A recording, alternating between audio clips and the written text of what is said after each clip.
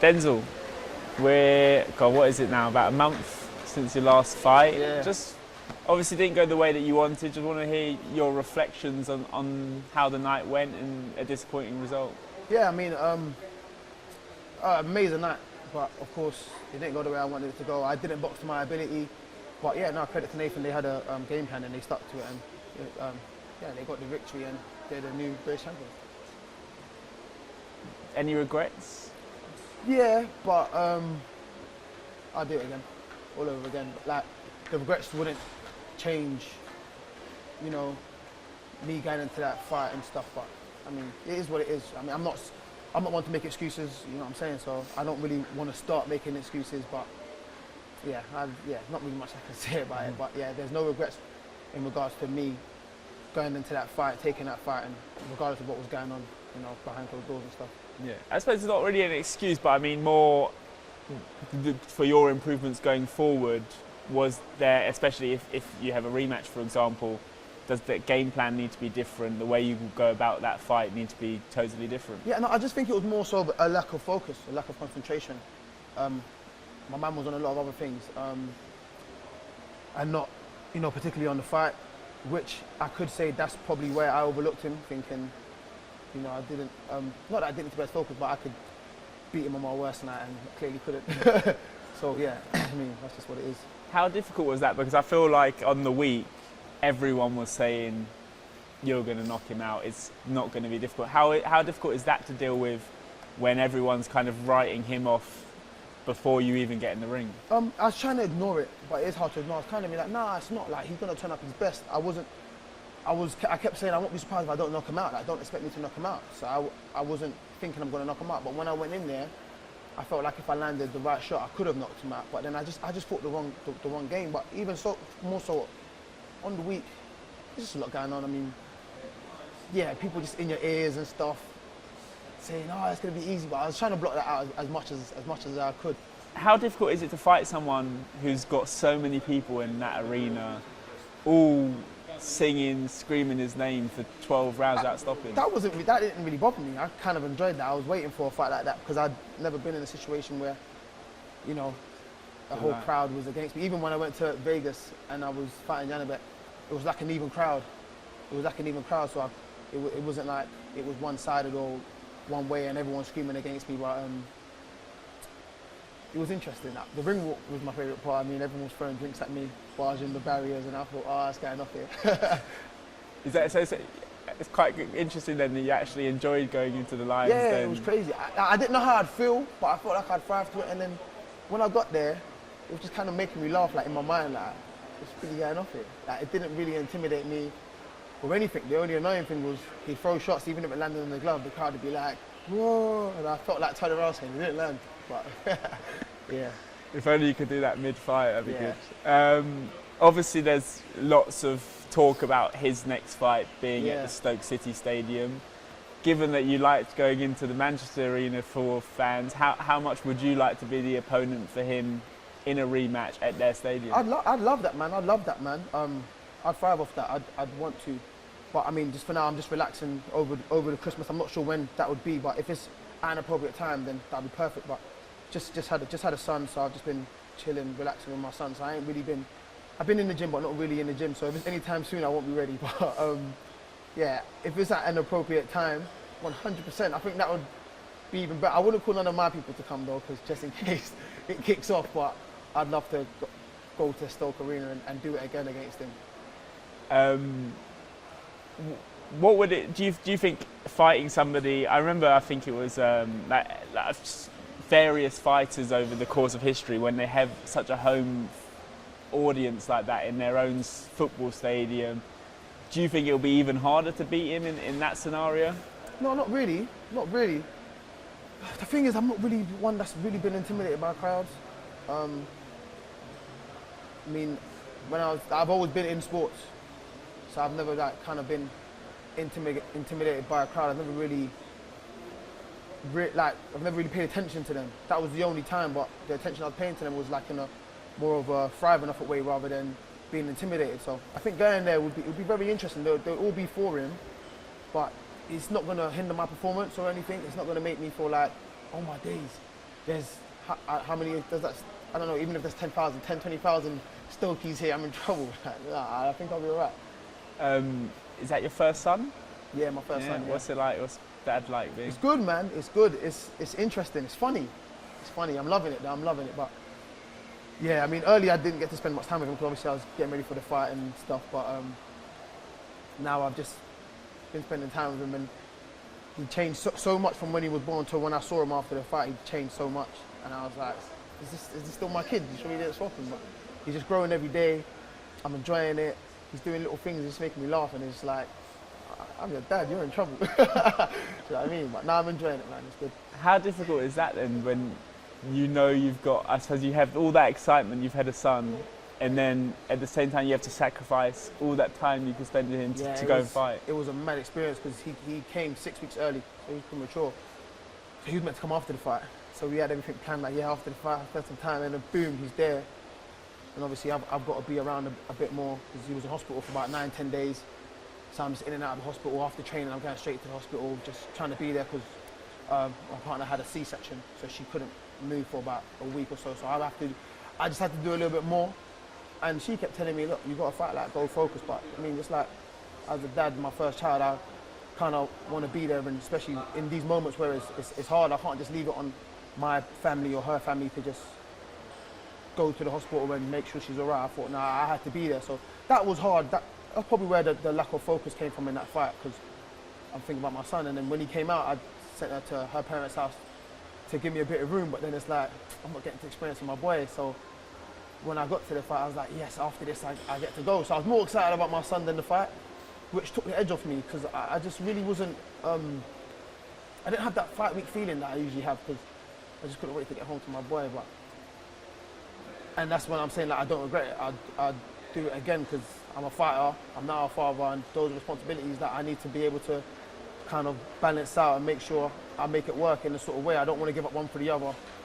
So, I mean, in the future, we just go off that. So, I mean, experience is everything, innit? You've got to experience these things to get through it. So I don't think anyone can blame you. You'll have plenty more fights, but your son's only going to be born once, isn't it? So, yeah, exactly. He's only going to be born once. And I wanted to be there, especially where, like, he was in intensive care. I couldn't just be in the gym not knowing if he was all right. When he came out of hospital, I sent him away, but I was just missing him. Like, I'm not getting to experience this new part of my life because of this fight. And it was so hard to push it to the corner. And I'm usually good at pushing things to the back of my mind. Like, anything can happen in the world, and I'm like, I'll do it after. But just this one was just like, I want to see him. Like, after I waited, and I was like, yes, I'm done. I'm going to see him. I'm going to see him tomorrow after the fight. And then I lost, and I didn't want to go home. And it was like, but I've spent so much time with him. It's made me feel so much better. I almost never came here because of him, and then I thought, nah, let me just come for the weekend and then I'll be back. But yeah. But I guess when you did get home and you hugged him, yeah, all those bad feelings of a loss went away, right? Yeah, it was kind of crazy. Everyone kept saying that, and I was like, shut up, man. But it actually did feel like that. It was hard to be upset around him, because it's weird. In some sort of way, he was just making me happy, innit? I mean, to someone that's a parent, they'll be like, nah, it's not weird. But for me, it's like, I've never experienced that. I've had nieces and nephews, but it's not the same as having your own child. Like, you look at him like, oh. Like, I'm still finding it funny being a dad, if I'm being honest. But yeah. I mean, like, I had just a whole, not a speech, but a whole little post-fight kind of, yeah, my son's born, and then I lost, and I thought, yeah, scrap that. So yeah, no, but it's good. I'm enjoying it. I'm sure he's going to see a lot of good moments in your career as well. Hopefully. But I'm going to hold it against him, because when he was born, I lost the fight, and I'm like, let's put you down. So I've got to make up for it. Has he been shadowboxing around the house? No, but he's always got his fist up, like holding his head like that. It's like, well, I sent the picture to Martin. Martin's like, oh, he's got his guard up. You need to get yours up. It's funny. It's good. Right, let's back to boxing. You know, look, I don't think anyone's going to turn around after that fight and say, okay, it's a stumbling block, but I have no doubt you're going to be back on your path fairly quickly. Do you already have? Are you tunnel vision on a rematch with Heaney, or do you have other options? I'd love a rematch with Heaney. When I got out the ring, Frank said if I wanted, he'd do it. It's obviously up to Heaney's team to take it. If they want to give me a rematch, then I'd be more than happy to take it. But the ball's in his court. I'm not going to start throwing my toys at the pram and acting like I deserve a rematch. Listen, if I can get a rematch, amazing. If not, I don't doubt that I can get back on my horse and you know, continue on my path to where I want to be. So yeah, this is what next year holds for me. Really, I'm ready to get straight back in there, because it's not like I took a beating or I done something mad and I needed a break. Literally spend time with my son, get back in the gym. I'm in and out of the gym. I'm in there a couple of days a week, so I'm fairly in good condition. But I told Martin already, I don't want no confidence boosters or comeback fights. I want to get straight back into a proper fight. Like, I don't need no 8-rounders. Oh, how did he look? Nah, give me a challenging fight. Any of the top guys, I want to get back in there. One of the good things about losing is it makes people think you're an easier fight. Yeah. And I'm thinking of a couple of British middleweights who are looking for fights. You've got Chris Eubank, Yeah. Tyler Denny. Yeah. Two good options for a fight for you. 100%, 100%. Tyler Denny's got the European title, so I'd love that fight. But like I said again, I'm not a title holder. I'm just a challenger now. So the ball's in their court, so I know how to, you know, I've got to be respectful about it. So, I mean, he probably upset that he didn't get a shot at the British when I was the champion. So if he doesn't want to take that, I can more than appreciate that. If he wants to just keep building on what he's done, fair enough. Chris Eubank Jr., I'd love that fight. I'd love that fight. Yeah, I'd love the Eubank fight, but ball's in his court, he gets to pick his opponents. I just got to sit and wait my turn now and, you know, be ready for the opportunity when it lands.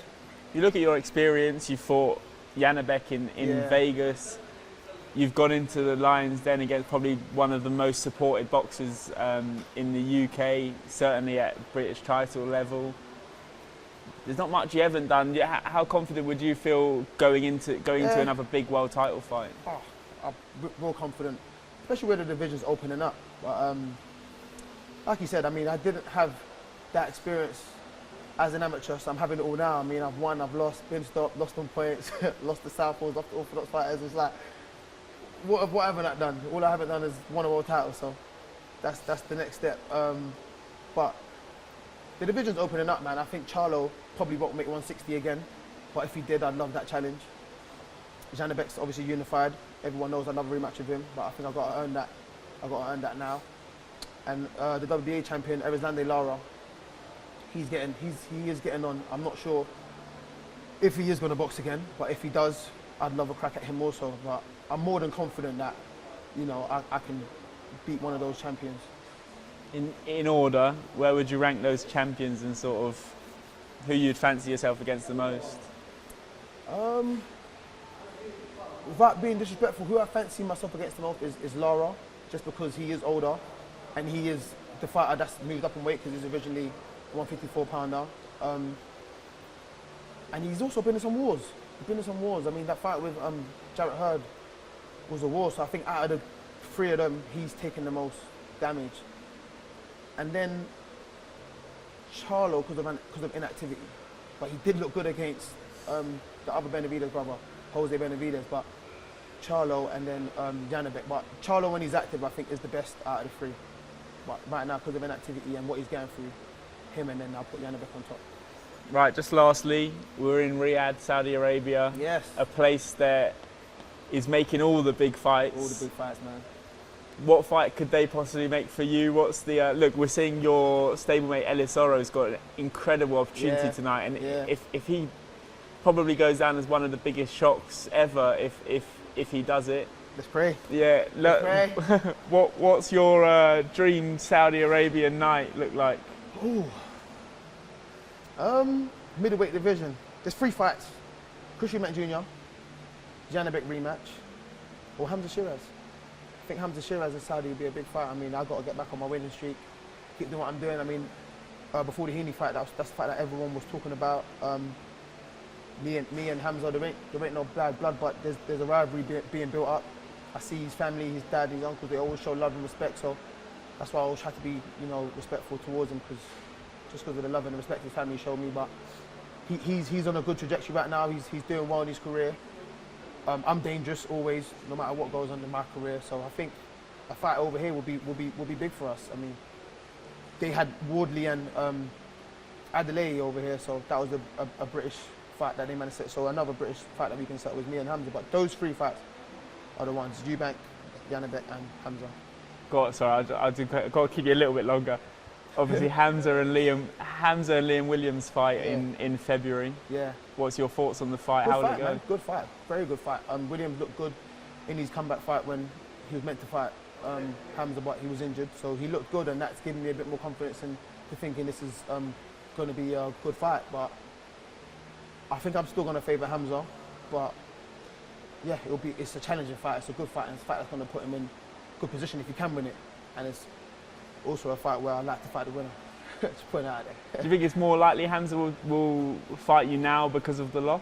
No, probably not. Probably not. He's in a path in his career where he can manoeuvre his way to a world title shot without having to go through me. So, you know, like I said, I'm dangerous. So I don't think you'd want to risk fighting me when you can manoeuvre your way to a world title shot. But I think get myself back on track, a few good wins, and it will make sense for both of us in terms of financially and moving on to world level if neither of us have gotten there yet. Perfect. Great. Good. Thanks a lot, man. Awesome, thank you. That was good. Congrats on your son as well, man. Thank you. It's great.